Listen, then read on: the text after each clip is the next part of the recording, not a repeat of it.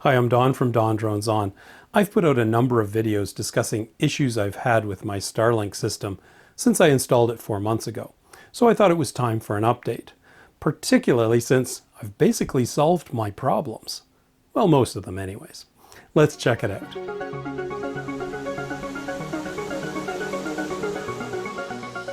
To set the record straight, I love Starlink. It's an absolute game changer for internet access at my cottage in Ontario, Canada, a location that is otherwise, well, shall we say, underserved by landline internet or fixed wireless options. Starlink was pretty easy to install, incredibly easy to configure, and offers blindingly fast download and upload speeds. Overall, fantastic. For 4 months, though, I kept my Bell Canada DSL line as a backup, and it cost me $80 a month. But 3 weeks ago, I cut the umbilical, and I'm now fully committed to Starlink. And I've put that $80 a month savings to good use. Let's run through the issues I've reported over the last few videos and how I've solved them. First, a technical gap on the Starlink router. I had a very old security camera system at the cottage, so that I could keep an eye on things when I wasn't there.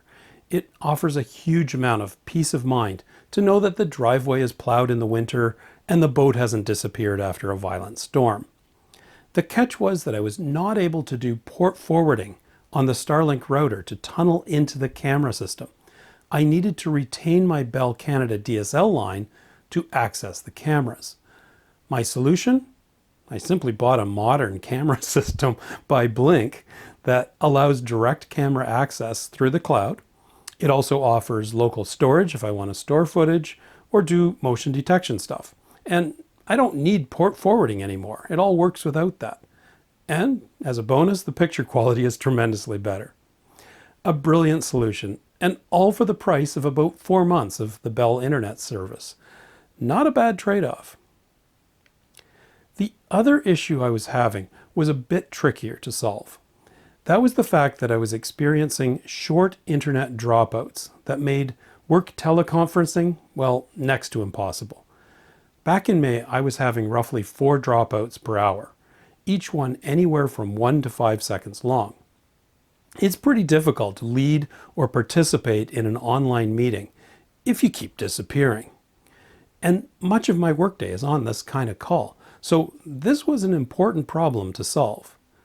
To be clear, these dropouts are really short and only affect real-time audio or video calls where there's no possibility of buffering. You don't notice them at all if you're streaming a video or watching YouTube. Buffering takes care of that. My initial solution was to simply switch to my Bell landline for critical calls. It was slower for stuff like screen sharing, but tolerable. After all, I'd been operating this way for many years.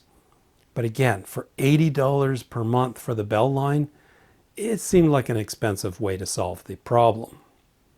So I have a fellow telecommuter to thank for coming up with a solution. I simply split my MS Teams meetings into 2 separate connections.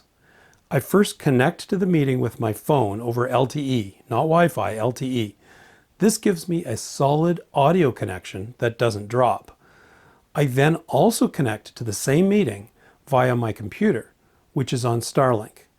Magically, MS Teams recognizes that I'm already connected to the same meeting on another device and says, hey, do you want to switch to the computer or keep both connections?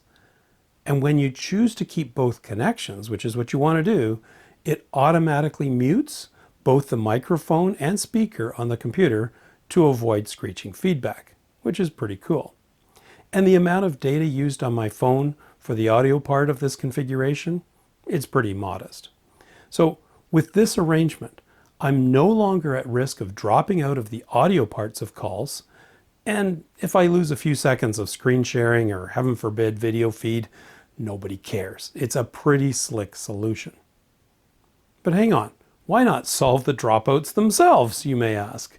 In fact, many people asked me this question after my last video. Yeah, I do have trees partially obstructing the satellite. I know that. Here's the obstruction view. And the statement here on the screen, this is on the mobile app, is that I should expect outages every 11 minutes on average. I can't believe how many people said that I should go out there and cut down the trees. No thanks. I'm not going to start hacking down trees just to get a better internet connection. Nor am I about to start clambering around on my slippery metal roof to move the antenna a little higher and risk breaking my neck. And by the way, probably not getting a significantly more clear line of sight. I have a lot of trees around me. So what did I do? Well, I called Elon up and asked him to pop, hey, how about a few hundred more satellites into orbit? And he happily did so. Did that help? It sure did. Check this out. I tracked my outages over a few days and compared them to the outages I was experiencing only a month ago. Here's the result. 65% fewer outage events, those are the dropouts, due to obstacles, presumably because there are more satellites to switch to. Strangely, slightly more outages attributed to beta, but overall a 31% improvement in a month, from an average of 3.7 outage events per hour to 2.6 now. Pretty good, and I'm sure it will continue to get better, all without cutting down trees. Here's another perspective. The total amount of outage minutes per day, again, obstacle-related outage time is down 52%. Beta outages are down 49%. Outages due to lack of satellites, well, they've been basically eliminated. And an overall improvement of 57%.